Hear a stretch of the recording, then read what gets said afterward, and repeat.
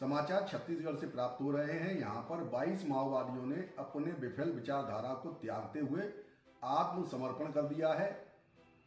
यह न केवल सुरक्षा बलों के अथक प्रयासों का परिणाम है, बल्कि यह भी दर्शाता है कि नक्सलवाद की जड़ें लगातार कमजोर हो रही हैं और उनके लड़ाके अब इन विचारधारा से मोहभंग महसूस करते दिखाई दे रहे हैं।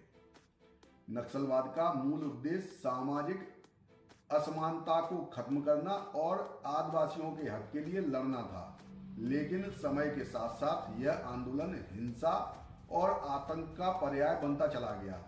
इसने गरीबों के जीवन का बहुत दोहन किया, आसान बनाने की बजाय उन्हें और भी अधिक पीड़ा में धकेला।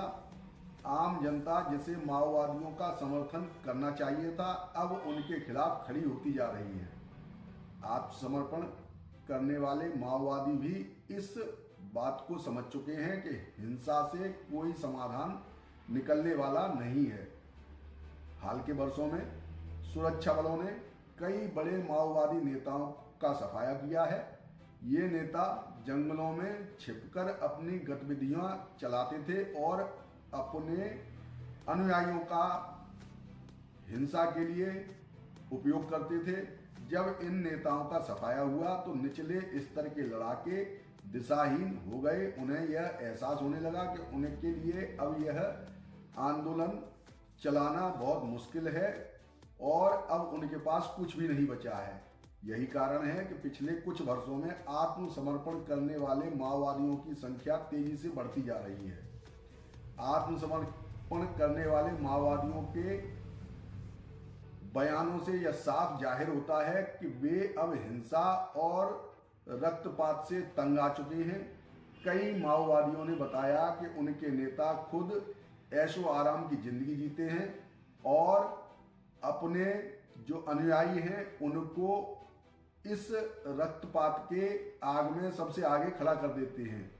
उनके सैनिकों को जंगलों में भूखे प्यासे रहना पड़ता था। उन्हें धीरे धीरे यह एहसास होने लगा कि वे एक खोखली विचारधारा के लिए अपने जीवन को दांव पर लगा रहे हैं। इसके अलावा सरकार द्वारा चलाए जा रहे पुनर्वास कार्यक्रमों ने भी उन्हें मुख्य धारा में लौटने के लिए प्रोत्साहित किया है। सरकार और सुरक्षा बलों ने पिछले कुछ वर्षों में नक्सलवाद को खत्म करने के लिए कई महत्वपूर्ण कदम उठाए हैं। इसमें विशेष अभियान, पुनर्वास योजनाएं और आदिवासी क्षेत्रों में विकास परियोजनाओं की शुरुआत शामिल है। सरकार की रणनीति केवल सैन्य कार्रवाई तक सीमित नहीं है, बल्कि उन्होंने जनता को साथ जोड़ने की कोशिश की है। अब स्थानीय लोग सरकार का समर्थन करने लगे हैं, जिसकी वजह से माओवादियों का प्रभाव कमजोर पड़ने लगा है। इससे यह स्पष्ट होता जा रहा है कि नक्सलवाद का अंत नजदीक है। एक समय था जब यह आंदोलन देश के कई हिस्सों में फैला हुआ था, लेकिन अब यह सिमटकर कुछ गिने चुने इलाकों तक ही सीमित रह गया है। सुरक्षा बलों और सरकार की लगातार कोशिशों के चलते नक्सली या तो मारे जा चुके हैं अथवा आत्मसमर्पण कर रहे हैं। यह एक सकारात्मक संकेत है कि भारत जल्द ही नक्सलवाद जैसे नासूर से पूरी तरह मुक्त हो जाएगा। इस पूरे घटनाक्रम में जनता की भूमिका भी सराहनीय है, महत्वपूर्ण है। इसको भी अनदेखा नहीं किया जा सकता।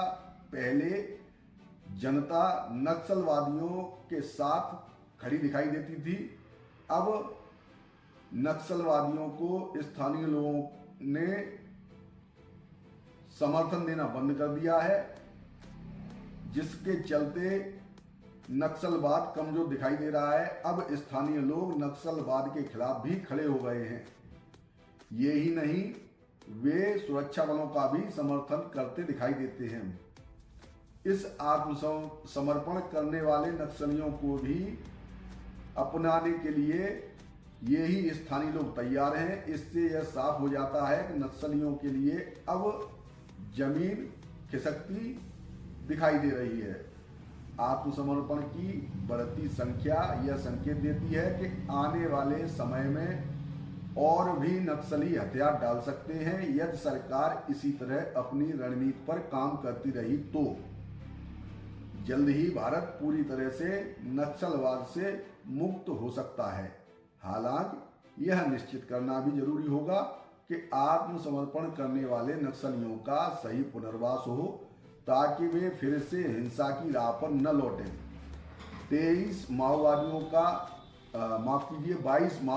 का आत्मसमर्पण केवल एक घटना नहीं है बल्कि यह नक्सल आंदोलन के गिरते प्रभाव का प्रतीक है। जब शीर्ष नेतृत्व का सफाया हो रहा है और पैदल सैनिक आत्मसमर्पण कर रहे हैं तो यह स्पष्ट संकेत है कि नक्सल नेटवर्क तेजी से ध्वस्त होता जा रहा है। नक्सल मुक्त भारत की उल्टी गिनती शुरू हो चुकी है और यह देश के लिए एक नई उम्मीद लेकर आ रही है। धीमे धीमे नक्सलवाद भारत से खत्म हो जाएगा, ऐसी हमारी भी आशा है। शासन की जो रात पुनर्वास नीति और आत्मसमर्पण की नीति के अंतर्गत लगातार जिला बीजापुर में नक्सलियों और उनके समर्थकों के द्वारा उनके नक्सल संगठन के धारा से विमुख होकर के उनके मोहभंग होकर के लगातार इसमें आत्मसमर्पण किया जा रहा है और इसमें लगातार पुलिस और केंद्रीय पुलिस बल के द्वारा प्रयास किया जा रहा है। इसी क्रम में आज कुल 22 नक्सलियों के द्वारा आत्मसमर्पण किया गया है। इसमें एओबी के सदस्य, इसके अलावा प्लाटून मेंबर्स और तेलंगाना स्टेट कमेटी मेंबर्स इत्यादि कुल 11 लाख के इनामी नक्सली हैं और इनके द्वारा इनके जो नक्सल संगठन से मोहभंग पश्चात मुख्य धारा से जुड़ना और शासन के कल्याणकारी जो कार्य हैं या इनके स्थानों तक पहुंचना, इसके अलावा लगातार नवीन कैंपों की स्थापना और लगातार हमारे जो पुलिस बल और सीआरपीएफ के बल हैं इनके द्वारा ऑपरेशन लॉन्च किया जाना, इन सब के प्रयासों और इन सब के एफर्ट के द्वारा लगातार इसमें प्रयास किया गया है और आज कुल 22 नक्सलियों के द्वारा आत्मसमर्पण किया गया है।